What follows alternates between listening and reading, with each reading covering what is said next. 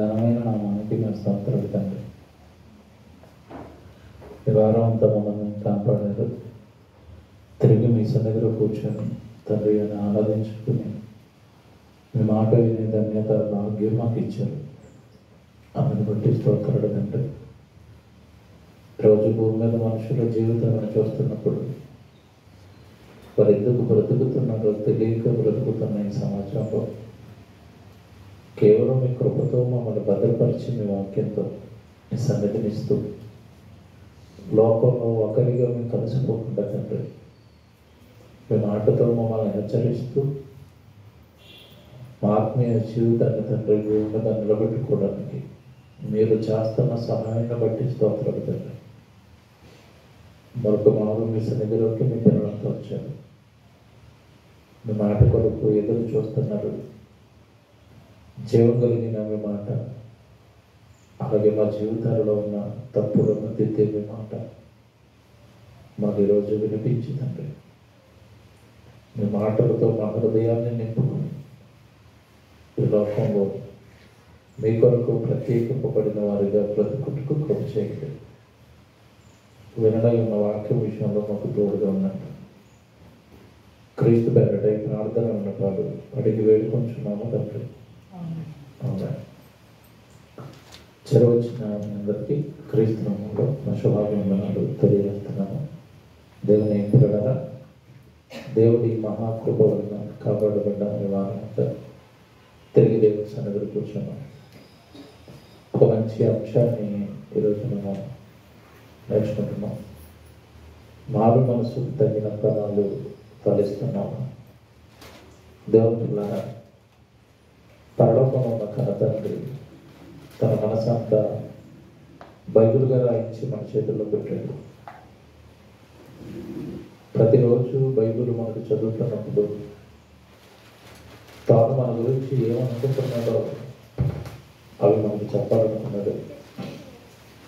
తన మనసులో ఉన్న ఆవేదన, భూమి మీద తనను నమ్మిన తన పిల్లల పట్ల తనకున్న ఆలోచన వాక్యం ద్వారానే దేవుడు మనకు చెప్తాడు. ఈరోజు చాలామంది జీవితాలు మనం చూస్తున్నప్పుడు బాప్తిసం తీసుకున్నారు, మారు మనస్సు పొందాము అని అనుకుంటూ దేవుడు కోరుకున్న ఫలాలు దేవుడికి ఇవ్వలేకపోతున్నారు. పరలోకంలో ఉన్న కనతండ్రి మనసు వాక్య రూపేణ బైబిలుగా ప్రజల మధ్యలో ఉన్న ఇది పరలోకపు తండ్రి మనస్సు అని గ్రహించేవాడు అతి కొద్ది మంది. నన్ను ఇలా చేయమంటున్నాడు, నన్ను ఇలా ఉండమంటున్నాడు కనుక నేను అలా మారిపోవాలి అని వాక్యాన్ని బట్టి తండ్రికి ఇష్టలుగా మారాలని ప్రయత్నించేవారు కొద్దిమంది ఉంటారు. దేవుని పిల్లల మారు మనసుకు తగిన ఫలాలు అని ఎందుకు పెట్టామంటే చాలామంది క్రైస్తవులను చెప్తున్నప్పుడు దేవుడి దగ్గరికి వచ్చారు, క్రీస్తును నమ్మారు, బాప్తిసం తీసుకున్నారు, మారు మనసు పొందాము అని నోటితో చెప్పుకుంటున్నారు తప్ప వారి నుండి దేవుడు కోరుకున్న ఫలాలు దేవుడికి అందటం లేదు. ఇక కొన్ని సంఘాలు లేదా కొంతమంది జీవితాలను చూస్తున్నప్పుడు అసలు అది ఫలించాలన్న ఆలోచన కానీ ఫలించమని దేవుడు చెప్పాడన్న సంగతి కానీ పాపం వాళ్ళకి తెలియదు. కారణం ఏంటంటే వాళ్ళు చెబుతున్న బోధకులు అవి నేర్పలేదు, అవి చెప్పలేదు. మీరు ఆదివారం గుడికి రండి, కానుక ఇవ్వండి, దశభాగాలు ఇవ్వండి, మిమ్మల్ని దేవుడు ఆశీర్వదిస్తాడు, దేవుడు మిమ్మల్ని దీవిస్తాడు, ఇవి చెప్పారు, ఇవి నేర్పారు తప్ప మేము మారు మనసు నుండి దేవుడికి ఫలాలు రావాలి అని దేవుడు కోరుకుంటున్నాడు అన్న సంగతి చెప్పలేదు. చెప్పిన చదువుకుంటూ వెళ్ళిపోయారు తప్ప బైబిల్లో వాటి యొక్క పూర్తి భావాన్ని పిల్లలకు అర్థమయ్యేటట్టుగా వారి హృదయాలలోనికి ఎక్కించలేకపోయారు.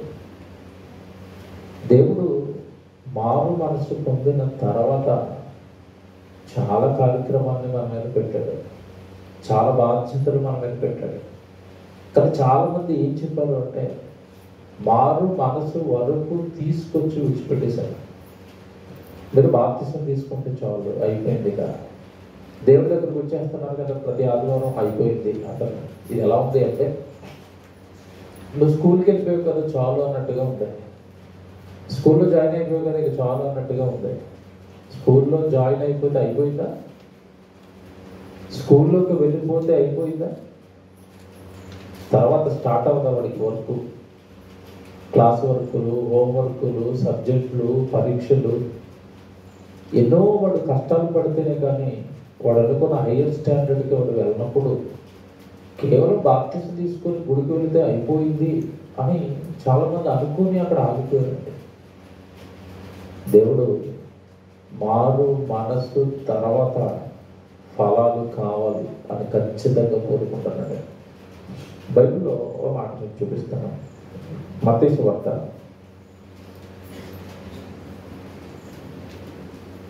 3వ అధ్యాయం, జాగ్రత్తగా అందరూ తీసుకోండి. 6వ వచనం చూద్దాం.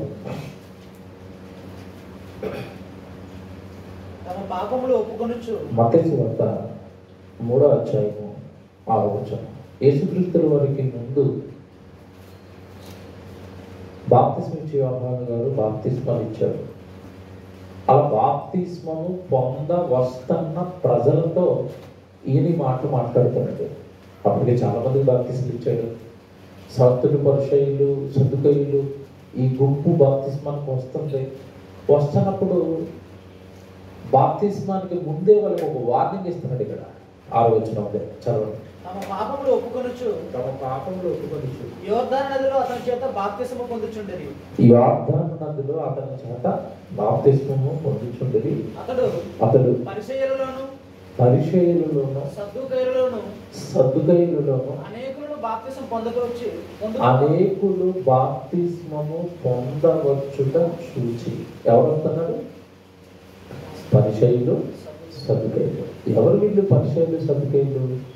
ఒకనాడు యాజకులుగా పిలువబడిన వాళ్ళు, ఒకనాడు ధర్మశాస్త్రోపదేశకులుగా పిలువబడిన వాళ్ళు, ఒకనాడు పాత నిబంధన ధర్మశాస్త్రాన్ని బోధించే బోధక సమూహం ఇది. వాళ్ళలో కూడా యోహాను గారు బోధ విని మారాలి అన్న మనసు వచ్చింది. బాప్తిస్మానికి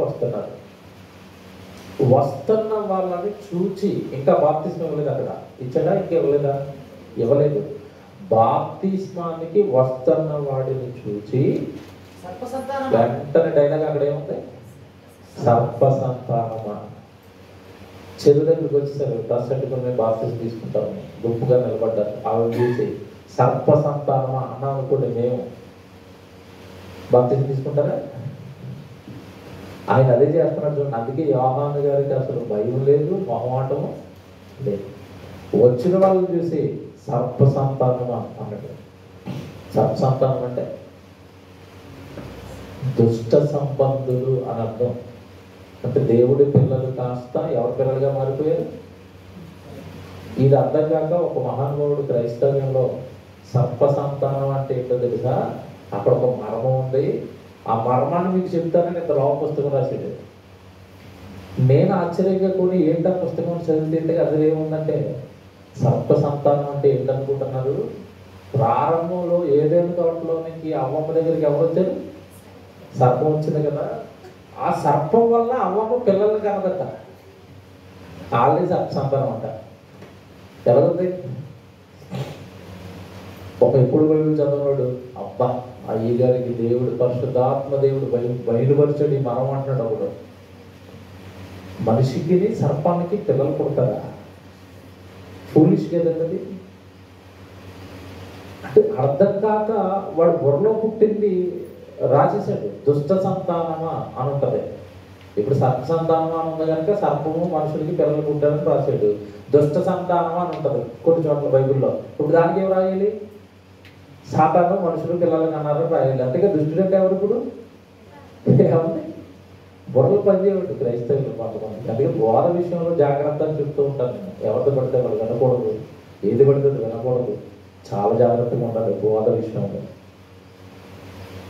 ఈ బాప్తిసం తీసుకోవడానికి వస్తున్న వాళ్ళని చూసి సర్ప సంతానమా, మీరు వచ్చారు దేవుడి దగ్గరికి వస్తున్నారు, ఓకే, కానీ వచ్చిన తర్వాత మీరు ఒక పని చేయాలి. ఆ పని సీరియస్గా చెప్తున్నాను, అసలు మీ జీవితాలు బాగోలేదు, మీరు అసలే మంచివాళ్ళు కాదు, ఎప్పటికే సాధారణ సంబంధులుగా మీ జీవితాలు ఉన్నాయి అని చెప్పి సర్ప సంతానమా రాబో ఉగ్రతను తప్పించుకున్నటకు రాబో ఉగ్రతను తప్పించుకున్నటకు మీకు బుద్ధి చెప్పిన వాడెవడు? మీకు బుద్ధి చెప్పిన వాడెవడు? మారు మనసుకు తగిన ఫలము వారు మనసుకు తగిన ఫలములు ఫలించుడి. ఇదేనండి, మీరు వస్తున్నారు బాప్తిస్మానికి, వెరీ గుడ్. కానీ రాబో ఉగ్రతను మీరు తప్పించుకోవాలి అంటే మారు మనసుకు తగిన ఫలాలు మీ నుండి దేవుడికి కాదు.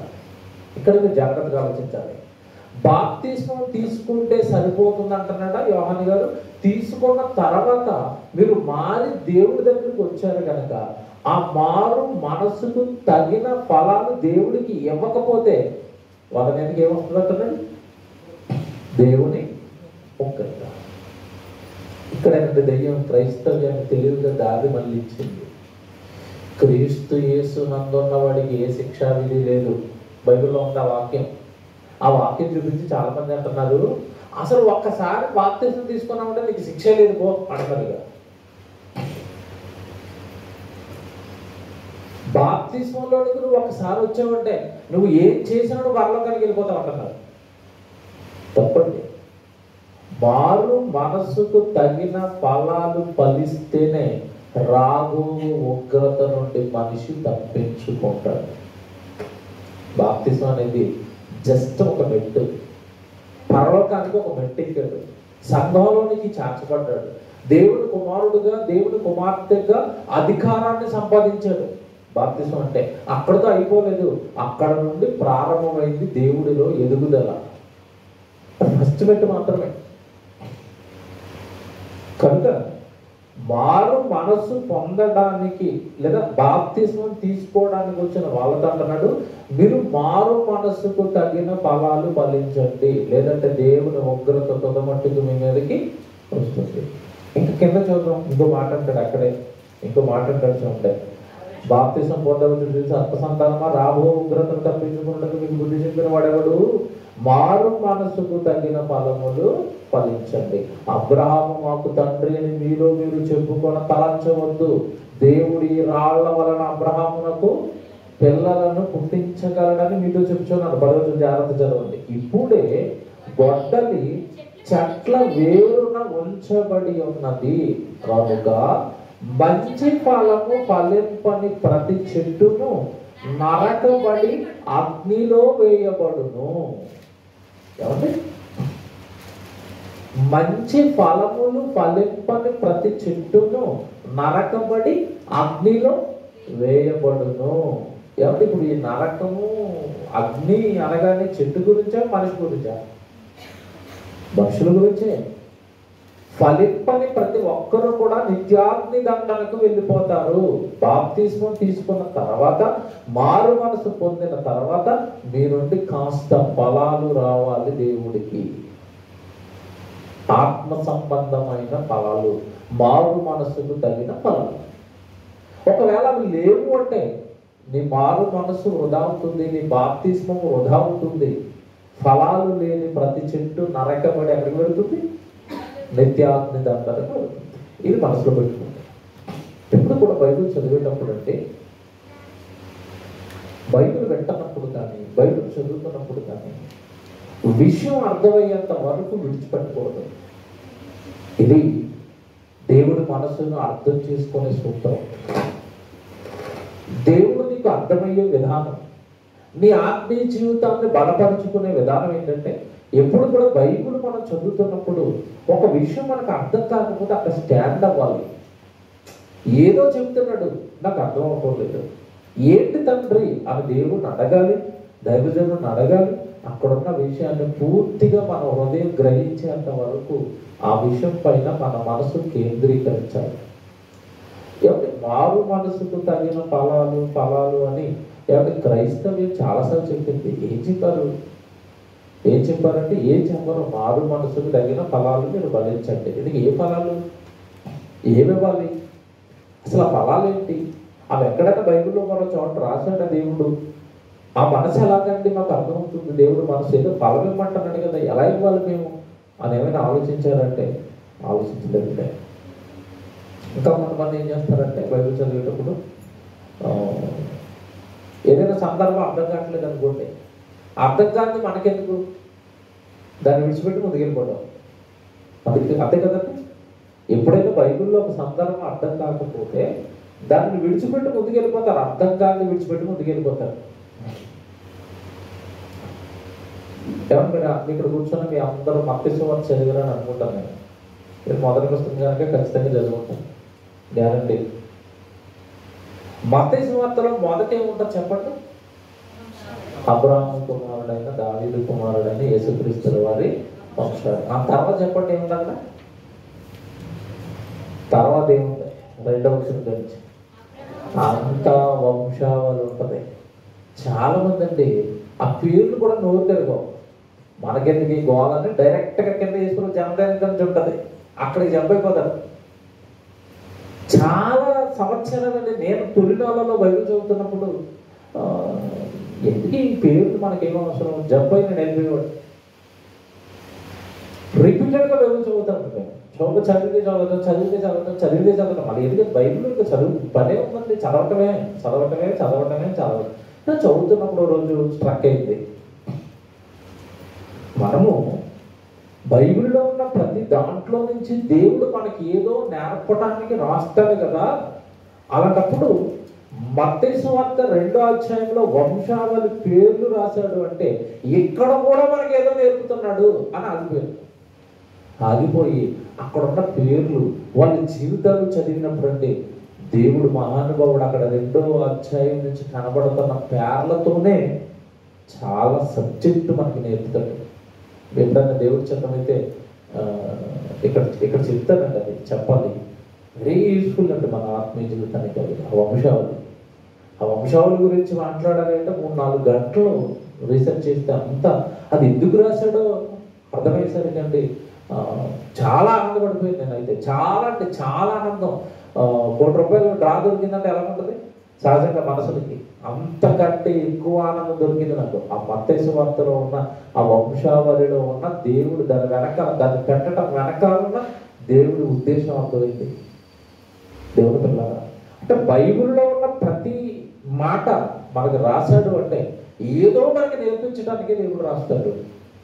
ఇక్కడ మారు మనసుకు తగిన ఫలాలు మీరు ఫలించండి, లేకపోతే నరకబడి అగ్నిలో మీరు వేయబడతారు. సహజంగానండి మారు మనసుకు తగిన ఫలాలు అనగానే ఆత్మ ఫలాలు. సండే స్కూల్ పిల్లలకు కూడా ఎక్కువగా నేర్పిస్తారు. వీటిని ఏముంటాయి అక్కడ? ప్రేమ, సంతోషం, సమాధానం, ఏమంటే దీర్ఘశాంతం, దయాలత్వం, మంచితనం, విశ్వాసం, ఇంకా ఆశా నిగ్రహం, సాత్వికం. ఈ 9 అండి ఆత్మ ఫలాలుగా అందరికీ నేర్పిస్తారు. చక్కగా అందరికీ తెలుస్తుంది. అందులో ఫస్ట్ ఒకటి ఉందండి ఆత్మ ఫలాలు అంటే ఇక్కడ మారు మనసుకు తగిన ఫలాలు. అందులో ఫస్ట్ ఏం కనపడింది చెప్పండి? అక్కడ ఫస్ట్లోనే ఏం పెట్టండి? ప్రేమ. జాగ్రత్తగా ఏమంటే నేను మారాను, నేను మారిపోయాను అన్న ప్రతి ఒక్కడిలోనూ మొదట కాయవలసిన ఫ్రూట్ ఏంటి? మొదట దేవుడికి పండవలసిన పండు ఏంటి? ప్రేమ కదా. జాగ్రత్తగా ఉండండి. ఫస్ట్ ఫ్రూట్ అనమాట ఇది. మీరు జాకెట్ వేసారనుకోండి, ఎప్పుడు వస్తాయా కాయలు, ఎప్పుడు వస్తాయా కాయలు, ఎప్పుడు వస్తాయా కాయలు. ఏమంటే నిజంగానండి ఆ జాంకాయలు కిలో ₹50 ఎన్ని జాంకాయలు ఇచ్చినా సరే ఆ మూటాలకు అక్కడ ఇష్టమైతే తింటారు. కానీ ఈ చెట్టు ఒకటి చూస్తూ ఉంటాడు. ఇంట్లో ఎన్ని జాంకాయలు ఉన్నా నేనేసిన చెట్టే నాకు కాయాలి, నేను దాన్ని కోసుకుని నేను తినాలి. చెట్టు పెంచిన వాడికి ఫీలింగ్ అర్థమవుతుంది. ఫస్ట్ ఫ్రూట్ ఫీలింగ్ ఎలా ఉంటుంది మీకు? కొంతమంది అయితే మంచి భక్తులు ఏం చేస్తారంటే అది తీసేసి మా చెట్టును ఫస్ట్ ఫ్రూట్ అంటే పట్టుకెళ్ళి దైవజనుడికి ఇచ్చేవాళ్ళు కూడా ఉన్నారు. నాకు ఇచ్చిందంట ఒక అక్క. ఆ చెట్టుకి ఏది కాసినా తెలుపు మొదట నాకు అక్కడికి వచ్చేది, తమ్ముడిది మా ఫస్ట్ ఫ్రూట్. దేవుడు మారు మనసు పొందిన తర్వాత ఫస్ట్ ఒక ఫలం కోరుకుంటున్నాడు, అదే ప్రేమ. అంటే ఒకప్పుడు బాప్తిస్మానికి ముందు నీలో కోపం ఉండొచ్చు, బాప్తిస్మానికి ముందు నీకు ఎవరో ఇష్టం అంటే ఉండకపోవచ్చు, బాప్తిస్మానికి ముందు నీ లైఫ్ నీదిగా నువ్వు ఒంటరిగా జీవించి ఉండొచ్చు. కానీ క్రీస్తులోనికి వచ్చిన తర్వాత నీలో దేవుడు మొదట చూడాలనుకుంటున్న ఫలం ప్రేమ. ప్రేమ అనే ఫలం హృదయంలో నుంచి పుట్టుకొని రావాలి. ప్రేమ అనగానే ఏంటి మళ్ళీ? ఏమంటే ప్రతిదాన్ని బైబిల్లో నుండి దేవుడిలో నుండి అర్థం చేసుకోవాలి మనం. ఇప్పుడు మీరు గలతీ పత్రిక 5వ అధ్యాయం చదువుతున్నప్పుడు ఇవన్నీ కనపడతాయి. అయితే అక్కడ ఒక విషయం మీకు చెప్పాలి. గలతీ పత్రిక 5వ అధ్యాయానికి రండి. ఆత్మఫలాలు చెప్తాడు కదా, 19 శరీర కార్యాలు ఉంటాయి, 22 నుంచి ఆత్మఫలాలు చెప్పుకుంటూ వెళ్తాడు. అయితే ఇక్కడికి మీరు ఒకసారి గలతీ పత్రికకి వస్తే ఇక్కడ ఒక విషయం ఉంటుంది.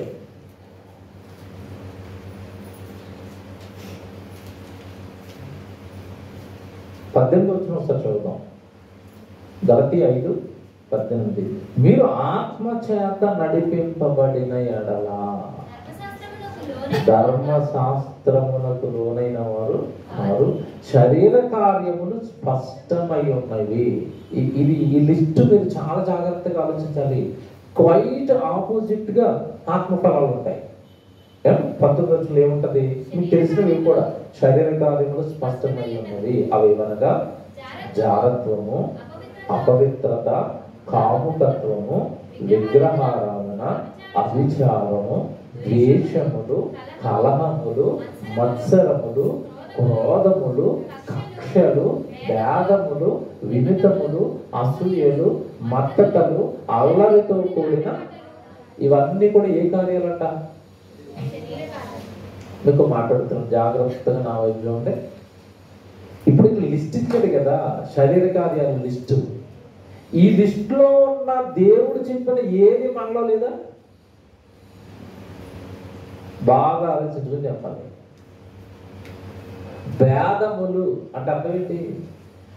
సింపుల్ మనకు కనెక్ట్ అవ్వడానికి ఒకటి తీసుకున్నాం అందులో. భేదములు అంటే అర్థం ఏంటి? వాళ్ళు వేరు, మనం వేరు. కొంతమంది క్రైస్తవ్యంలోకి వచ్చిన తర్వాత కులపించి, మా కులం ఇది, మీ కులం ఏంటి బ్రదర్ అంటాడు. అంటే సంఘంలోకి వచ్చిన తర్వాత కూడా కులమే. ఒకే తండ్రి పిల్లల నుంచి వచ్చామన్న జ్ఞానము బుద్ధి లేకుండా వాళ్ళ కులం అది, మా కులం ఇది, వాళ్ళ మతం అది, మా మతం ఇది, వాళ్ళ ప్రాంతం అది, మా ప్రాంతం ఇది. ఏంటి భేదాలు? చూసారా? తన పర భేదాలు దేవుడికి నచ్చదు. భేదములు అన్నది. తర్వాత కక్షలు. కాబట్టి ఇప్పుడు క్రైస్తవ సంఘాల్లో కక్షలు లేవా? పెద్ద పెద్ద ఏమంటే టైం లైన్ చర్చెస్ అంటారు, వాటిల్లో ఆస్తులు ఎక్కువ ఉంటాయి. ఆ సంఘాలలో ఆస్తుల పరిరక్షణ కమిటీ అని ఒక కమిటీ ఉంటుంది. ఆ కమిటీకి సంవత్సరానికి ఒకసారి ఎలక్షన్ జరుగుతుందండి. విచిత్రం ఏంటంటే లోకంలో ఉన్న ఎలక్షన్ కంటే చాలా స్ట్రాంగ్గా ఎలక్షన్ జరుగుతుంది. దానికి క్యాంపెయినింగ్ ఉంటుంది, దానికి అభ్యర్థులు నిలబెడతారు చర్చిలో. ఈ అభ్యర్థులు మళ్ళా ఇంటింటికి నాకే ఓటేయాలి బ్రదర్, మీరు నాకే ఓటేయాలి, మీకు ఏం కావాలో చెప్పండి, డబ్బులు ఇస్తాను, ఏమైనా తీసుకోండి, మీరు నాకే ఓటేయాలి. చర్చిలో అక్కడ ఏమున్నాయి చెప్పండి? ఏమున్నాయి? కక్ష. నేను గెలవకపోయినా పర్వాలేదు, మీరు నాకు ఓటేయకపోయినా పర్వాలేదు, అతను ఓటేయద్దు అన్నాడు ఒక ఆయన. అంటే సహోదరుడి పట్ల ఏంటి? కక్ష. ఏమిటి? ఇవన్నీ ఏ కార్యాలు చెప్పండి? ఇవన్నీ ఏ కార్యాలు? శరీర కార్యాలు. అంటే ఇప్పుడు మీరు బాగా ఆలోచించాలి. శరీర కార్యాలలో ఉన్నవాడు నుండి ఆత్మ ఫలాలు కాయటం స్టార్ట్ అయ్యాయా? ఇంకా స్టార్ట్ అవ్వలేదా? స్టార్ట్ అయ్యాయా? స్టార్ట్ అవ్వలేదా? స్టార్ట్ అవ్వలేదు. మీకు అర్థం కాదు. ఉదాహరణ జార్జ్ అంటే సార్ ఏ కాయ కాస్తుంది? ఏ కాయ కాస్తుంది? జామకాయే కాస్తుంది. కాదు, నాకు మామిడి పండు అంటే ఇస్తుందా? ఏమవుతో? ఎందుకు ఇవ్వదు? చెట్టు ఏం చెట్టు? జార్జ్ చెట్టు. ఈడు శరీరాన్ని అనుసరించి బ్రతుకుతున్నాడు కనుక వీటి నుంచి ఏ ఫ్రూట్స్ వస్తున్నాయి? వాడిని ప్రేమ, సమాధానం అంటే అవి ఎలా ఉంటాయి అంటాడు. అంటే మీకు ఇక్కడ అర్థం అవ్వాల్సింది ఏంటంటే ఫలాలు ఎలా ఫలించాలో తెలీదు, ఏ ఫలాలు దేవుడు కోరుకున్నాడో తెలీదు, అలా మారే ప్రయత్నం చేయటం లేదు. అందుకే వాళ్ళ నుండి ఎప్పటికీ దేవుడికి ఏ ఫలాలు వస్తున్నాయంటే కక్షలు, క్రోధాలు, భేదములు, విమితములు, అసూయలు, అల్లరితో కూడిన ఆటపాటలు, వాటిని చూస్తుంటే ఆ ఫలాలే కనపడతాయి. అప్పుడు అనుకోవాలి ఇంకా ఫలించే, దేవుడికి ఫలాలు ఇచ్చే స్థితికి వీడు ఇంకా రాలేదు. దేవుడి పిల్లరా, ఈ వారం ఒక్కటి చెప్తానండి, అది కూడా కాస్త జస్ట్ మీకు ఇలాగా నాకున్న టైంలో దాన్ని జస్ట్ ఇలా పరిచయం చేసుకుంటూ వెళ్తాను అంతే. మారు మనసుకు తగిన ఫలాలలో, ఆత్మ ఫలాలలో మొదటిది ప్రేమ. ఇది ఎలా ఉండాలి, దీని తీవ్రత చెప్పాలి. 2-3 వారాలు పడుతుంది. ప్రేమ అనగానే దేవుడు చెప్పిన ప్రేమ వేరు, లోకంలో మనం చూస్తున్న ప్రేమ వేరు. లోకంలో ప్రేమలన్నీ కూడానండి అవసరతల పైన ఆధారపడి ఉంటాయి. కాబట్టి లోకంలో ఉన్న ఎవడైనా నిన్ను కాస్త ఎక్కువగా ప్రేమిస్తున్నాడంటే నీతో ఏదో అవసరం ఉందని అర్థం, అంతేనా? ఆ అవసరత వాడికి తీరన్నాడు, నిన్ను ప్రేమిస్తాడా? వాడికి అవసరమైనప్పుడు అలా డబ్బులు ఇస్తున్నావు అనుకోండి, మా అన్నయ్య సూపర్ అంటాడు. అసలు మా ఎవడు లోకంలో వర్షం ఉంటాయి కదండి, బామ్మర్ది, అక్క, తమ్ముడు, చెల్లి, కష్టం వచ్చే ప్రతిసారి ఇదిగో ఇది ఉంచుకోరా ఏదో అన్నాం అనుకోండి, అసలు మా బావ మరి మీరు చెప్పలేదని అంటాడు. మాకు ఏదో కష్టం వచ్చింది, ఆ టైంలో డబ్బులు ఇవ్వలేకపోయారు, ఏదో సాయం చేయలేకపోయారు, మీరేదో బిజీలో ఉండిపోయారు, మీరేదో కష్టంలో ఉండిపోయారు, ఒక్కసారి వాడికి సహాయం చేయడం మీరు మానేశారు అంటే ఎందుకోనండి మధ్యకాలంలో మారిపోయాడండి, అసలు బాగోట్లేడు ఈ మధ్యకాలంలో అంటాడు. ఆడి అవసరాన్ని తీరిస్తే, వాడు అడుగుతున్న వాటిని అందిస్తే అప్పుడు అంటాడు నువ్వు మంచోడు అని. అవసరం అయితే ఎప్పుడైతే తీరటం లేదో, మనిషి మంచోడు కానంటే, ప్రేమించేవాడు కానంటే మధ్యకాలం మారిపోయాడు అంటారు. తెలుసా? 100% ప్రపంచాన్ని బాగా నేను స్టడీ చేసి చెప్తున్నానండి. మన నుండి ఎవరికైనా ఒక అవసరత తీరుతుందంటేనే వాడు నిన్ను ప్రేమిస్తాడు. లేకపోతే భూమి మీద ఉన్న మనుషులంటే ఎవరిని ఎవరు స్వతహాగా ప్రేమించరండి. స్వతహాగా ఎవరికి ప్రేమ అనేది ఉండదు. అక్కడ దేవుని పిల్లరా, ప్రేమ అనేసరికి లోకంలో యువకుల మధ్య ప్రేమ పడుతుంది. ఈ ప్రేమ గురించి మీరు కాస్త ఒకసారి ఆలోచించిన, ఆ ప్రేమ నిజంగా మీరు చెప్పండి. ప్రేమిస్తున్నాను అంటాడు, నువ్వు లేకపోతే నా జీవితం లేదు అంటాడు, నువ్వే సర్వస్వం.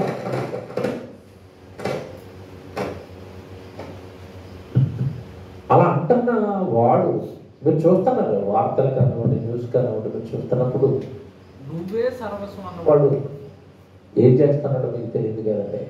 ఆ అమ్మాయి కనుక నేను ఒప్పుకోను, లేదా తల్లిదండ్రులు ఈ వివాహానికి ఒప్పుకోవడం లేదు అని ఒక మాటని తిరగబడి, ఏవో నేను మా అమ్మ నాన్నల మాట వింటాను, నీ మాట విన్నాక ఎందుకంటే మా అమ్మ నాన్నలు ఒప్పుకోవడం లేదు దీనికి అని కనుక అమ్మాయి కనుక తిరగబడింది అనుకోండి, అప్పటి వరకు నువ్వే నా ప్రపంచం అన్న వీడు ఎక్కడ దొరికితే చంపేద్దామని కత్తెట్టు తిరుగుతుంది. ప్రేమ మీరు చెప్పండి, అసలు నిజంగా ప్రేమించిన వాడు చంపాలనుకుంటాడండి. మీకు అర్థం కాకపోదని చెప్తాను. మన పిల్లల్ని మనం ఏం చేస్తాం చెప్పండి? ప్రేమిస్తాం. ప్రేమించిన మన పిల్లల్ని చంపాలనుకుంటామా? అది ఏం చేసినా మనకి ఇష్టమే. కోపం వస్తుంది, కొన్ని సార్లు కొట్టాలనిపిస్తుంది, కొట్టేస్తాం, ఒకసారి కొట్టిన తర్వాత మనం ఎత్తుకోవాలనిపిస్తుంది. ఏముంది ఇక్కడ? ప్రేమ. నిజంగా యువకుల మధ్యలో ఉన్నది నిజంగా ప్రేమ అయితే యాసిడ్ ఎందుకు వేస్తున్నాడు? ఆ నాన్న ఎందుకు చంపేస్తున్నాడు? ఈవిడ పేకెట్లను కూసేస్తున్నాడు, ఆవిడ చేతులు ఎందుకు కూసేస్తున్నాడు? ఎందుకు చంపేస్తున్నాడు? ఇది ప్రేమ కాదండి. శరీరాల మధ్య పుట్టిన ఆకర్షణను ప్రేమ అని ఒక పిచ్చి భావనలో ఈ యువత ఉండిపోయింది. నేను మాట్లాడతాను, ఇది ప్రేమ కాదని ఇంటే తెలియపోతుంది మీకు.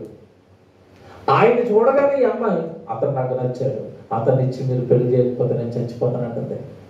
ఏమమ్మా అంటే నేను అతన్ని ప్రేమిస్తున్నా డైలాగ్ అలా పెడతాం కాసేపు. ఈయన అడిగితే అంటాడు ఆమె లేకపోతే నేను ఉండను, మీరు పెళ్లి చేస్తారా, నన్ను తీసుకుని వెళ్ళిపోయి పెళ్లి చేసుకోమంటారా, ఆవిడ లేకపోతే నేను ఉండలేను. ఏం రోగం వచ్చిందిరా అంటే ప్రేమ. ఏమండి నేను మాట్లాడుతాను, 60-70 సంవత్సరాలలో ఉన్న ముసలాయనికి అలా ఎదురుగా ఒక బామ్మ వెళ్ళిపోతుంటే ఐ లవ్ యూ బామ్మ అంటాడా? అప్పుడు అనని ఇతను ఈ 20-25లో ఎందుకు అంటున్నాడు? అప్పుడు ఎందుకు రావట్లేదు ప్రేమ? శరీర కోరికకు ప్రేమ అన్న పిచ్చి ట్యాగ్లైన్ వేసి పిచ్చిలో ఉంది ఈరోజు యువత. వివాహం అయిపోయిన సంవత్సరానికి ప్రేమ ఎగిరిపోతే గొడవలు స్టార్ట్ అవుతాయి ఇంట్లో. అవుతే కొట్టుకుంటారండి. ఈ లవ్ మ్యారేజ్ చేసుకున్న వాళ్ళు అందరినీ కూడానండి ఇక కాస్త గౌరవం మర్యాదలు మధ్యలో ఉండవు. ఎందుకంటే ఎక్కడ పడినా తిరిగేస్తారు వివాహానికి ముందే. అలా కాకుండా అరేంజ్డ్ మ్యారేజ్ అనుకోండి, ఆయన ఎవరో మనకి తెలియదు, ఆవిడ ఎవరో మనకి తెలియదు, అప్పుడే పరిచయం అవుతుంది, కాస్త కొంచెం తెలుసుకోవడానికి టైం పడుతుంది, గౌరవం మర్యాద ఇవన్నీ ఉంటాయండి. ఈ ప్రేమని పిచ్చి పిచ్చిగా తిరుగుతారు చూసారు, వీళ్ళ మధ్యలో ఏముండదు, ఎరా అంటూ ఉంటుంది. అందరూ ఉన్నప్పుడు ఏమంటే లోపలికి వెళ్ళిన తర్వాత ఎరా అంటుంది, ఒకరొకరు కొట్టుకోవడమే. కనుక వాళ్ళ మధ్యలో పుడుతున్నది ప్రేమ కాదు, అదొక ఆకర్షణ, శరీర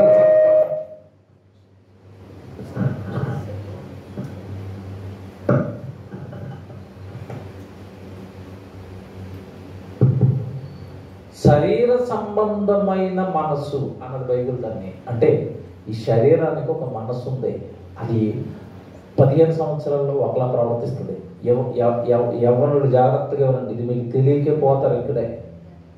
శరీరానికి ఒక మనసు ఉంది, ఆ మనసు నువ్వు బాలుడిగా ఉన్నప్పుడు ఒకలా ప్రవర్తిస్తుంది. బాలుడు చిన్నపిల్లడిగా ఉన్నప్పుడు ఇదిగో నాకు క్రికెట్ బ్యాట్ కావాలంటాడు, నాకు ఒక ఆట ఆడుకునే కారు కావాలి, గేమ్ ఆడుకోవాలని అంటాడు.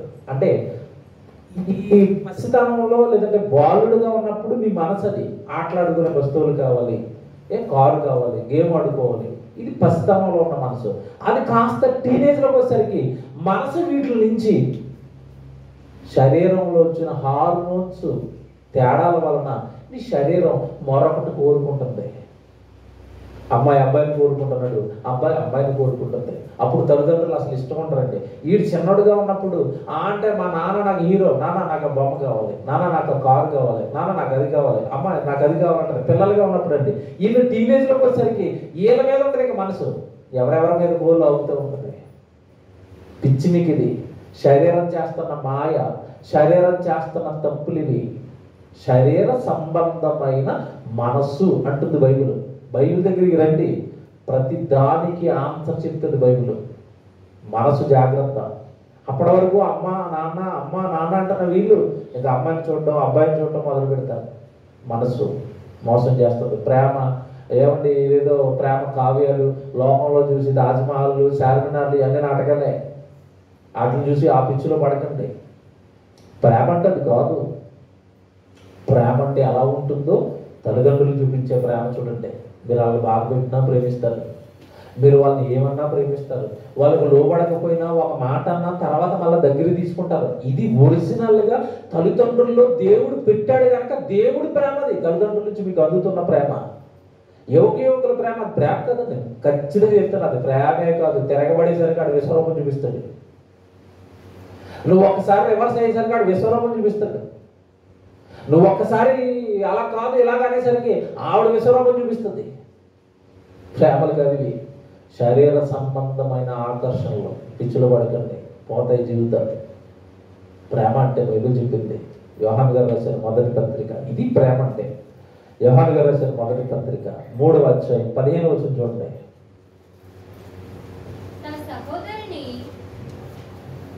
15వ వచనం అండి. తన సహోదరుని ద్వేషించేవాడు నరహంతకుడు, ఏ నరహంతకుని యందును. ఏమంటే ఇక్కడ ఏమంటున్నాడు చూడండి, తన సహోదరుణ్ణి ద్వేషించేవాడు నరహంతకుడా. నరహత్య చేసినవాడా? ద్వేషించటం నరహత్య. అవునండి. తర్వాత 16వ వచనం చూడండి.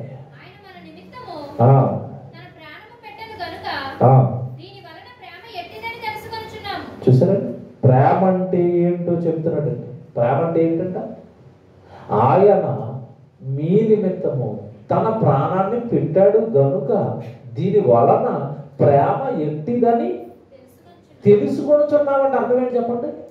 అంతకుముందు మీకు తెలుసనా తెలీదనా? తెలీదు. అంటే వండర్ఫుల్ బైబిల్ అండి. ప్రేమ అంటే ఏంటో మీకు తెలీదు, ప్రేమకి డెఫినేషన్ తెలీదు. ప్రేమకు నిర్వచనం మీకు తెలీదు, మీకు తెలియదు అంతే. దేవుడిగా నేను చెప్తున్నాను, ప్రేమ అంటే మీకోసం ప్రాణం పెట్టేది ప్రేమ. ఇప్పుడు చెప్పండి, నేను అడుగుతాను. ఇప్పుడు ఇందాక నుంచి నేను ఒత్తుకుంటాను కదా, ఈ చాలా మంది పిల్లలకి అర్థమవుతుంది, ఇప్పుడు ఇది అర్థమవుతుంది. నువ్వు ప్రేమించిన నీ ప్రియుడు నీ కోసం ప్రాణం పెడతాడని అడిగండి. ఏమండి మనందరం ఇంత గాఢంగా ప్రేమించుకున్నాం కదండి, నాకు చిన్నప్పుడే కిడ్నీ పోయిందండి, కిడ్నీ ఇస్తే కానీ నేను బ్రతకనంట, మీదో కిడ్నీ ఇవ్వండి అని అడుగు. తెల్లారిదని నీ దగ్గర కనపడ్డిగా ప్రాణం ఇవ్వట్లేదని కిడ్నీ అడుగు. నువ్వు ప్రేమిస్తావు వాడు కిడ్నీ అడుగు, ఇస్తానేమో అడుగు. ప్రేమించవు కదా ఎవరినో, వాడిని అడుగు, కిడ్నీ అడుగు. పోనీ మీరు ఏ అమ్మాయిని ప్రేమిస్తున్నారు కదా, అమ్మాయి దగ్గరికి వెళ్ళి అమ్మ నువ్వు అంటే నాకు చాలా ఇష్టం, అమ్మ అందరం అమర ప్రేమికులం కదా, మరి ఏమో పేర్లు ఉంటాయండి, పార్వతి, లైలా మజ్ను, దేవదాసు, పార్వతి, కుక్క పిల్లలు, తాగుబోతులు, అబ్బా ఏం చూపించారండి సినిమాలు, నాటకాలు. ఆడి దగ్గరికి వెళ్ళి లేదా అమ్మాయి దగ్గరికి వెళ్ళి మనం ఇద్దరు పారు లైలా మజ్నులు కదా, నాకు ఒక పెద్ద రోగం ఉంది, ఆ రోగం పోవాలంటే నీది ఏదో ఒక అవయవం కావాలని అడుగు. ఆడు ఒరిజినాలిటీ బయటకు వస్తుంది. నువ్వు కాకపోతే 100 మంది ఉన్నారు నీ కోసం, అవయవం వల్ల చాలా చాలా పో అంటాడు. ప్రేమ ఇది, పిచ్చి కాదు ఇది. ప్రేమను నమ్మటం. ప్రేమ ఒకే ఒక్కరి ప్రపంచానికి అందించారండి, అది పరలోకంలో ఉన్న కన్న తండ్రి. ఆయన చూసి, ఆ ప్రేమను చూసి నేను ఇవ్వాలి అని మన కొరకు ప్రాణం ఇచ్చిన క్రీస్తు మాత్రమే ఈ లోకాన్ని ప్రేమించండి. ప్రేమ అంటే ఏంటో మీకు తెలీదు, నేను చెప్తున్నాను తెలుసుకోండి అంటున్నాడు అక్కడ. ప్రేమ ఎట్టిదని తెలుసుకొనుచున్నాము అంటే అర్థం ఏంటంటే, ప్రేమ అంటే ప్రభు నీ కోసం ప్రాణం పెట్టాడు కదా, అది ప్రేమ అంటే. అది ప్రేమ అంటే. దేవుని పిల్లరా, తప్పు చేస్తుంది లోకం. దేవుడు ప్రేమను అర్థం చేసుకోలేదు. ఇక్కడ ఇది కాస్త మీకు ఇక్కడ ఎందుకు తీసుకొచ్చాను మిమ్మల్ని అంటే, ఆత్మఫలాలలో మన మొదటి ఫలం దేవుడు ఏం కోరుకుంటున్నాడు? ప్రేమ. ప్రేమకు బైబిల్ ఇచ్చిన డెఫినేషన్, నిర్వచనం ఏంటి? నేను మీ నిమిత్తము ప్రాణం పెట్టాను కనుక దీని వలన ప్రేమ అంటే ఏంటో మీకు తెలిసింది. వెరీ గుడ్, తెలిసిపోయింది కదా. ఇప్పుడు తెలిసిపోయింది కదా, ప్రేమ అంటే ఏంటో తెలిసింది అంతే. ఇప్పుడు ఆ ప్రేమ నాలోనికి వచ్చింది అని నేను దేవుని ఎదుట ఎలా నిరూపించుకోవాలి? తర్వాత వచ్చిన వాళ్ళు అక్కడే ఉంటుంది మీకు కింద. తర్వాత వచ్చిన జాగ్రత్తగా చదవండి. మనము కూడా అంటే అర్థం ఏంటి? యేసుక్రీస్తులో ఉన్న ఈ ప్రేమ ఫలం నీలో ఉంది అని దేవుడి ఎదుట నువ్వు ఎలా నిరూపించుకోవాలి అంటే, మనము కూడా సహోదరుల నిమిత్తము మన ప్రాణమును పెట్ట బద్ధులమై ఉన్నాము. అప్పుడు మీలోనికి వచ్చింది ప్రేమ అనే మొదటి ఫలం. బాగా వినాలి, బాగా అర్థం చేసుకోవాలి. ఇది యేసు ప్రభు మిమ్మల్ని ప్రేమించి ప్రాణం పెట్టాడు, ఆయనలో ప్రేమ అనే ఫలం కనపడుతుంది. మనము కూడా మన సహోదరుల నిమిత్తం ప్రాణం పెడితే అప్పుడు ఫస్ట్ ఫ్రూట్ మనలోనికి వచ్చింది. ఏంటి? ప్రేమ. ఏమండి, సహోదరుల నిమిత్తం ప్రాణం పెట్టడం అంటే ఏంటి? అవతల వాడి కోసం ప్రాణం పెట్టేంత ఉన్నతమైన స్థితిలోనికి మన జీవితం వెళ్ళిందా? బాగా ఆలోచించండి. ఒక వ్యక్తి కోసం ప్రాణం పెట్టేంత ప్రేమ భూమి మీద ఉన్న వ్యక్తుల పట్ల మనకుందా? ఉందా చెప్పండి. లేదండి. దేవుడు బైబిల్ రాయించిన విధానం అక్కడ కొంత, అక్కడ కొంత, అక్కడ కొంత ఉంటుంది. ఇదంతా ఒక చోటకు నువ్వు తెచ్చుకుంటే సారం అనేది బయటకు వస్తుంది. సహోదరుల నిమిత్తం ప్రాణం పెట్టండి అంటే అర్థం ఏంటంటే, ప్రాణము అనగానే బైబిల్ ఇచ్చిన అర్థం ఏంటో తెలుసా? రక్తమే ప్రాణము. ప్రాణం పెట్టమంటే మీ రక్తాన్ని అవతల వ్యక్తిని కాపాడడానికి ఖర్చు పెట్టండి. ఎలా ఖర్చు పెడతారు? మీ దేహంతో దేవుడి వాక్యం చెబుతూ, ఆ వాక్యం చెప్పడం కొరకు ప్రయాణాలు చేస్తూ మీ దేహాన్ని దేవుడి సేవకి ఇచ్చేస్తారా? లేదు. మీరు కష్టపడి ఉద్యోగం చేసుకుంటున్నారు కదా, అక్కడ సంపాదిస్తున్నారు కదా, అక్కడ కూడా మీ రక్తం చెమటగా ఖర్చు అయిపోతుంది కదా. ఆ ధనాన్ని పట్టుకొచ్చి దేవుడి సేవకిచ్చి, సువార్తకిచ్చి, ఒక ఆత్మను రక్షించే కార్యక్రమానికి ఇచ్చి మీ రక్తాన్ని ఖర్చు పెడతారా? మీ ప్రాణాన్ని ఇస్తారా? యేసు ప్రభు తన చివరి రక్తపు బొట్టు వరకు మనకి ఇచ్చేసాడండి. ఆయన దేహంలో ఏమైనా రక్తం కనబడిందో చివరిలో వెళ్ళి పొడిచారు కదండి. బ్రతుకున్నాడో చనిపోయాడో చూద్దామని పొడిచినప్పుడు ఏమొచ్చినాయి? నీళ్లు ఎందుకు వచ్చాయి? రక్తం లేదా? సో అయిపోయిందండి. ఎక్కడండి వీళ్ళు కొట్టడం ప్రారంభించింది? ఇప్పుడు స్టార్ట్ చేశారు వీళ్ళు కొట్టడం.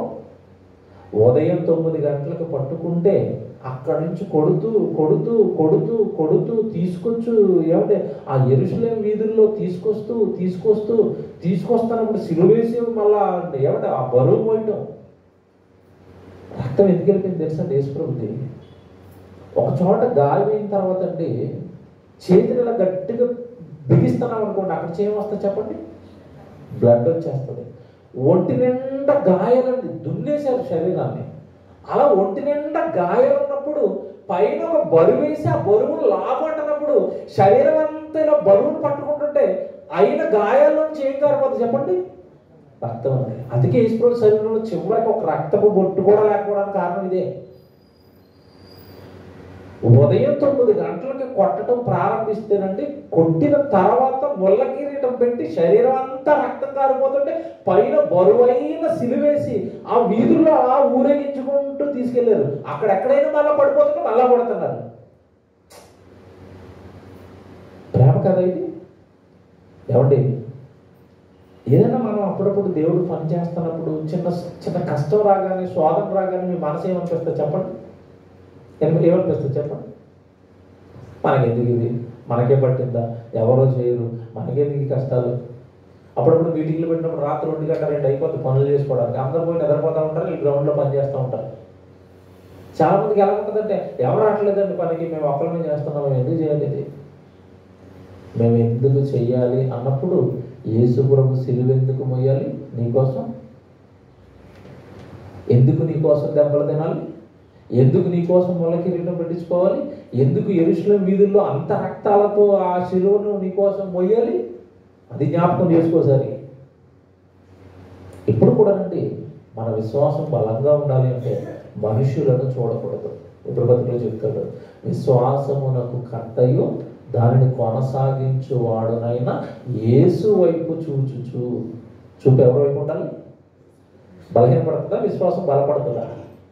బలపడుతుంది. కనుక ఆయన మీ నిమిత్తం ఇంత దారుణంగా నీ ప్రాణాన్ని పెట్టేశాడు మనల్ని రక్షించడానికి. నిజంగా మీలోనికి కూడా అలాంటి స్వభావం వస్తే, అవతల వ్యక్తి కోసం త్యాగం చేసే గుణం, మన కష్టార్జితాన్ని ఇచ్చే గుణం, లేదా మనమే వెళ్ళి దేవుడి కొరకు మన జీవితాన్ని పెట్టే గుణం వస్తే అప్పుడు వచ్చింది మీలోనికి మొదటి ఫలం. ఏ ఫలం? ప్రేమ. ప్రేమ అండి. ప్రేమ అంటే మాటలు కదండి, క్రియలు. ప్రేమ అంటే మాటలు కదండి, త్యాగాలు.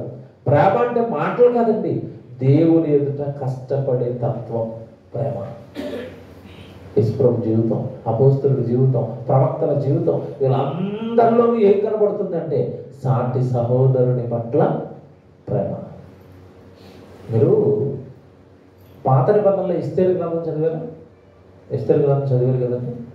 ఆ ఎస్తేరు గ్రంథంలో ఒక ఆయన ఉన్నాడు, మొర్దెకై. మీకు తెలుసు మొర్దెకై. యోధ జాతి నాశనం అయిపోతుంటే ఈ ఒక్కడే తల్లడిల్లిపోతూ ఉంటాడండి. మీకు తెలుసు కదా. ఏమండి, యోధ జాతి నాశనం అయిపోతుంటే ఇతనికేంటి? యోధ జాతి అంతా నా వారు అనుకున్నాడు. మనం ఎప్పుడైనా సంఘంలో ఉన్న వాళ్ళందరూ నా వాళ్ళు అని అనుకుంటాం? దేవుడి కోసం కష్టపడుతున్న వాళ్ళు నా వాళ్ళు అని అనుకుంటావా? అతనికి ఏ కష్టం వచ్చిందో, అతనికి ఏ వేదన వచ్చిందో, అతనికి ఏ బాధ వచ్చిందో. రాత్రి నిన్న మేము యూత్ సెమినార్లో ఉన్నామండి. యూత్ సెమినార్ సాయంత్రం 5 అయిపోయింది. 5 గంటలు 5:30 ఆ టైంలో తమ్ముడితో మాట్లాడుతున్నాను. మాట్లాడుతూ, తమ్ముడు ఎలా ఉన్నారు, ఫ్యామిలీస్ ఎలా ఉన్నాయంటే, వాళ్ళ చిన్నమ్మ వల్ల చిన్న పాప డెంగ్యూ వచ్చింది పాపం. Poor family. ఒక గవర్నమెంట్ హాస్పిటల్ అడ్మిట్ చేశారు. తమ్ముడు నాతో చెప్తున్నాడు, అనేవాళ్ళు రావటం లేదు 2 వారాల నుంచి. కారణం ఏంటంటే వాళ్ళ పాపకు బాగోలేదు, చాలా డేంజర్గా, సీరియస్గా ఉంది. అయ్యో తమ్ముడు చెప్పలేదు అనుకోండి, కొంచెం చెప్పలేదు అన్న వాళ్ళు సరిగా అంటే సంఘానికి ఎప్పుడో అప్పుడప్పుడు ఒక్కొక్కసారి అలా వచ్చి వెళుతూ ఉంటారు పాపం వాళ్ళు. అయ్యో ఎవరైనా మన సహోదరుని తమ్ముడు ఒకసారి వెళదాం, అడ్రస్ కనుక్కుంటే అడ్రస్ కనుక్కుంటాడు. కొండాపూర్ గవర్నమెంట్ హాస్పిటల్లో ఏమంటే కాస్త చాలా దీనమైన పరిస్థితుల్లో మా కుటుంబం ఉందండి. నిజంగా చలించిపోయారు. రాత్రి వెళ్ళాను. వెళ్ళి అక్కడ చూసి ఆ పాపని ప్రార్థన చేసి వాళ్ళని కాస్త ఆదరించేసరికి నాతో కూడా చాలామంది వచ్చారండి. ఒక 5-6 తమ్ముళ్ళు వచ్చారు. వాళ్ళందరినీ చూసి నిజంగా వాళ్ళు కంటతడి పెట్టుకున్నారు. సంఘంగా మేము పెద్దగా అక్కడ యాక్టివిటీలో లేకపోయినా మేము అప్పుడప్పుడు వస్తున్నా మమ్మల్ని ప్రేమించి మా దగ్గరకు వచ్చారన్న, ప్రార్థన చేశారు. మీ ప్రేమకు వందనాలు అని అందరినీ చూశారండి. వాళ్ళు 4-5 పిల్లల్ని చూసి, సంఘస్థులను చూసి ఆనందపడిపోయారు. ఏమన్నా అక్కడికి మేము ప్రార్థన చేయడానికి చుట్టుపక్కల ఉన్న బెడ్లో అందరూ ఇలాగే చూస్తున్నారు. ఇదేంటి ఒకేసారి ఎంతమంది వచ్చారు? అది నిజంగా కష్టంలో ఉన్నప్పుడు అలా వెళ్ళి కాస్త ఆదరించే మాటలు చెప్పడం వల్ల వాళ్ళ మనసుకి ఎలా ఉంటుందో చెప్పండి. ధైర్యం. అలాంటి ప్రేమ ప్రతి ఒక్కరి పట్ల మనకు ఉండాలి. ప్రభు కోసం బ్రతుకుతున్నారు, ప్రభు దగ్గరికి వచ్చారు, ఏ కష్టంలో ఉంటున్నారు, ఏ శోధనలో ఉంటున్నారు, ఏ బాధలో ఉంటున్నారు, ప్రతి సహోదరుడి పట్ల ఎవరి బాధ్యత కలిగిన వాళ్ళంటే దేవుడికి చాలా ఇష్టం. అంటే సంఘంలో ఎవరు ఉంటున్నారు, సంఘంలో ఎవరు ఎలా ఉంటున్నారు, ఎవరు ఏ కష్టంలో ఉంటున్నారు, ఎవరు ఏ శోధనలో ఉంటున్నారు, మా వల్ల ఏంటి ఏమైనా చేయమంటారా అని అడగగలిగే మనసు ఉండాలండి.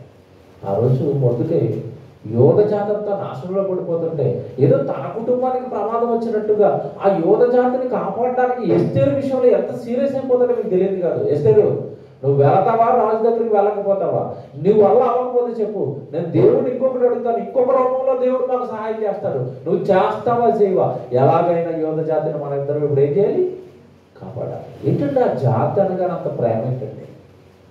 అలాగే మీకు ఒక పాట చెప్పాను. మోషేను కన్న తల్లి, ఆ తల్లి ఆ రోజు బానిసత్వంలో ఉండిపోయిన ఇశ్రాయేలు ప్రజలు అందరూ కూడా నీ వాళ్ళే అన్న భావన కొడుకుకి చిన్ననాటి నుండి పెట్టింది. వాళ్ళను కాపాడాలి నాన్న, వాళ్ళు హింసలో ఉన్నారు నాన్న, వాళ్ళంతా బానిసత్వంలో ఉండిపోయింది నాయన. చూసారా, ఇశ్రాయేలు ప్రజలంతా నీ వాళ్ళే అన్న భావన ఉంటుంది. అది కూడా సహోదర ప్రేమ. ఎందుకు మరి మోషే గారు అక్కడ ఉన్న ఐగుప్తుని చంపేశాడు అంటే తన పట్ల, తన సహోదరుల పట్ల ఐగుప్తులు తప్పు చేస్తున్నారన్న కక్ష. సరే, ఎంత ప్రేమను వాళ్ళు ఏమంటే నూరుకు వస్తున్నారు చూడండి. నిజంగానండి మన ఉదయం దేవుడికి నచ్చాలి అంటే, మనల్ని దేవుడు దీవించాలి అంటే సంఘానికి వస్తున్న ప్రతి ఒక్కరి పట్ల ఈ ప్రేమ అనే ఫలాన్ని మనం పెంపొందించుకోవాలి. ఖచ్చితంగా ఇది ఉండాలి మనకి. ప్రేమ అనేసరికి ఇదిగో సాటి సహోదరుడి కష్టాన్ని గుర్తించటం, ఇదిగో నశించిపోతున్న లోకంలో ఉన్న ఆత్మల పట్ల బాధ్యత కలిగి సువార్త కార్యక్రమాల, నువ్వు జరిగించే దైవ కార్యక్రమాలతో ఒకరికైనా ఈ వాక్యం చెప్పాలి, వాళ్ళ దేవుడి వైపు నడిపించాలని ఎప్పుడూ మనం ఆలోచన కలిగి ఉంటాం. చూసారు, అదేనండి ప్రేమ అంటే. మీకు మంచి మాట చూపిస్తాను. ఇంకొకటి ఎఫ్ఎస్సీలకు రాసిన పత్రిక చూడండి. ఎఫ్ఎస్సీలకు రాసిన పత్రిక ఏమంటే 5వ అధ్యాయము మొదటి నుంచి చూద్దాం. ఎఫ్ఎస్సీలకు రాసిన పత్రిక 5వ అధ్యాయము మొదటి నుంచి మీరు జాగ్రత్తగా చూడండి. కావున మీరు ప్రియులైన పిల్లల వలె బా కావున మీరు ప్రియులైన పిల్లల వలె దేవుని పోలి నడుచుకునండి. ఎవరిని పోలంట? యేసుప్రభుని పోలి నడుచుకోవాలా? ఇప్పుడు యేసుప్రభుని పోలి నడుచుకుంటున్నప్పుడు యేసుప్రభుల అనువరుగా మీకు ఏం కనపడుతుంది చెప్పండి? ద్వేషాలు, కలహాలు, మత్సరాలు, క్రోధాలు, అల్లరితో కూడిన ఆటపాటలు ఎక్కడైనా ఒక్కటే యేసుప్రభులో కనపడుతుందా? కనపడుతుంది. మరి మీరు కూడా ఆయన్ను పోలి నడుచుకోనండి అంటే అర్థం ఏంటి? ఆయనలాగే మీరు చేయండి, ఆయనలాగే మీరు జీవించండి. ఆయన పరలోకంలో ఉన్న కన్న తండ్రి యొక్క పిల్లలు ఈ సమాజంలో నాశనం అయిపోతున్నారని యెరూషలేము పట్టణాన్ని చూసి కళ్ళమ్మ నీళ్లు పెట్టుకున్న మహానుభావుడు యేసుక్రీస్తు ఏడ్చేసాడు ఒక సందర్భంలో. యెరూషలేము పట్టణాన్ని చూసి ఎందుకు దేవుడి పిల్లలు ఎలా అయిపోయారు? ఎవరు మనం ఏనాడైనా హైదరాబాద్ పట్టణాన్ని చూసి ఏడుస్తామా, బాధపడుతున్నామా, ఏంటి ఇలా దేవుడి పిల్లలు ఎలాగ అయిపోతున్నారు, వీళ్ళకి ఎలా దేవుడు వాక్యం చెప్పాలి? ఎప్పుడైనా ఆలోచిస్తామండి. రోడ్డు మీద వెళ్తున్నప్పుడు అటుపక్క ఇటుపక్క అలా చూస్తూ ఉంటానండి నేను. ఏంటి ఇలాగ అయిపోతున్నారు, ఏంటి మనుషులు, వీళ్ళు దేవుడు ఎప్పుడు ఎరుగుతారు, వీళ్ళంతా దేవుళ్ళకి ఎప్పుడు వస్తారు? సమాజం అంతా ఎలా ఉంది చెప్పండి? తినాలి, త్రాగాలి, సుఖించాలి, సంతోషించాలి, పార్టీలు, సంబరాలు, పెళ్ళిళ్ళు, విందులు, ఏమంటే ఈ నాట్యాలు, ఏంటి ఇదా జీవితం? ఇలా జీవించి నరకానికి వెళ్ళిపోతుంది. ఏంటి వీళ్ళు ఎవరు కాపాడుతారు? రాత్రి నేను సభకి వెళ్ళండి ఇంటికి వెళ్తున్న సరికి 12, 1 గంట టైంలో రోడ్ల మీద 1 గంట కూడా ఇంకా ఎగురుతున్నారు, గాజులేస్తున్నారు. కారు వెళ్తే కారుకి ప్లేస్ ఇవ్వట్లేదు, ఆగాలంటున్నారు. మనం ఏమన్నా గట్టిగా మాట్లాడారు కారు బదులు కూడా ఎత్తారు వాళ్ళు. ఎందుకు నాయన వీళ్ళతో గొడవ అలా కూర్చొని వాళ్ళు గాలించేంత వరకు. ఎలా ఉంటుంది ఈరోజు సమాజం? నశించిపోయింది. ఈ సమాజాన్ని కాస్తైనా ఒకరినో, ఇద్దరినో, ముగ్గురినో, నలుగురినో మన జీవితాన్ని ఉపయోగించి దేవుడిలో పెట్టడానికి ఏమన్నా ఆ ప్రేమ అనే ఫలాన్ని మనం కలుగున్నామా? చెప్తాడు కింద, దేవుని పోలి మీరు నడుచుకున్న 5 వచ్చాయేమో. క్రీస్తు మిమ్మును ప్రేమించి పరిమళ వాసనగా ఉండుటకు మన కొరకు తను తాను దేవునికి అర్పణగాను బలిగాను ఏమంటే మనల్ని పరిమళ వాసనగా చేయడానికి ఆయన బలైపోయాడంట. అంటే త్యాగం. మన కోసం ఆయన బలేంటి? యేసు ప్రభు తిన్న దెబ్బల వలన ఆయన ఏమైనా తప్పులు చేసి దెబ్బలు తిన్నాడో మీరు చెప్పండి. ఆ ముళ్ళ కిరీటం వెనకాల ఆయన ఏమైనా పాపాలు ఉన్నాయో మీరు చెప్పండి. ఏమి లేవండి. ఆ ముళ్ళ కిరీటం అయినా, ఆ సిలువైనా, ఆయన తిన్న దెబ్బలైనా, ఆయన మోసిన ఆ కష్టమైనా అంతా కూడా మనల్ని పరిమళ వాసనగా చేయడానికి, మన పాపాలు పోగొట్టడానికి. ఏమంటే ఈరోజు ప్రపంచాన్ని చూస్తున్నప్పుడు సెల్ఫిష్ అండి, స్వార్థం కదండి. ఎవరిలో చూడండి ఏముంటుంది చెప్పండి? ఎక్కువగా స్వార్థం. ఏమండి నాకు నిజంగానే మనుషులు చూస్తుంటే ఒక్కొక్కసారి గదిలోకి వెళ్ళిపోయి దేవాలయం ఉండని ఈ లోకంలో వచ్చేస్తాను అనిపిస్తుంది. అలాంటి ప్రార్థన చేయాలనిపిస్తుంది. ఎందుకంటే మా ఇల్లు ఉంటుందండి, మా ఇంటి ముందు సిమెంట్ రోడ్డు ఉంటుంది. ఇలాగా సిమెంట్ రోడ్డు ఉన్నప్పుడు ఇక్కడ ఇల్లు ఉంటుందండి, పక్కన ఒక ఇల్లు ఉంటుంది, పక్కన ఒక ఇల్లు ఉంటుంది, పక్కన ఒక ఇల్లు ఉంటుందండి. 4 ఇల్లులు వరుసగా ఉంటాయి కదండి. ఆ పై ఇంటి వాడు నీళ్లు వీళ్ళ ఇంటికి వస్తున్నాయని సిమెంట్ రోడ్డు మీద మట్టి రోడ్డు వేసాడు, మట్టి ఘాట్ వేసాడు. ఏమంటే ఈ రోడ్డు మీద మట్టితో ఇలాగా తెప్పేసాడు. ఎందుకురా తెప్పేసామంటే ఆ నీళ్లు మా దగ్గరికి రాకూడదు. ఒరే మరి ఎట్టిపోతాయి అవి? అంటే అవి ఎట్టిపోయినా నాకు సంబంధం లేదు. ఆ నీళ్ళు అక్కడే పేరుకుపోయి వాడు పోయినా నాకు సంబంధం లేదు. వాళ్ళ నీళ్లు మా ఇంటి మీద నుంచి వెళ్ళకూడదు అన్నాడు. పోనీ ఆ రోడ్డు ఏమైనా వీడిదా గవర్నమెంట్దా? చూసారా ఎలా ఉన్నారు మనుషులు? వీళ్ళ దగ్గర నేను ఉంటున్నాను, వీళ్ళ మధ్యలోనా? దేవా వద్దు బాబు, ఈ లోపం వద్దు, ఈ మనుషులు వద్దు. త్వరగా ఏ పని ఇచ్చేది ఆయన త్వరగా చేసేస్తాను బాబు. ఈ లోకానికి నమస్కారం. పచ్చి దుర్మార్గులు అండి, స్వార్థపరులు అండి. అవతల వాడి కనీసం అవతల వాడి మీద జాలి, దయ, పాపం ఎక్కడుందండి సమాజంలో? చెప్పండి, ఉందా? ఇలాంటి లోకంలో ఇంత ఆడి నీళ్ళే మా ఇంటికి, మా ఇంట్లో కాదు అక్కడ రోడ్డు మీద వాడి నీళ్లు మా ఇంటి ముందుకు రాకూడదు అన్న వీడు వాడి కోసం ప్రాణం పెడతారని మీరు చెప్పండి.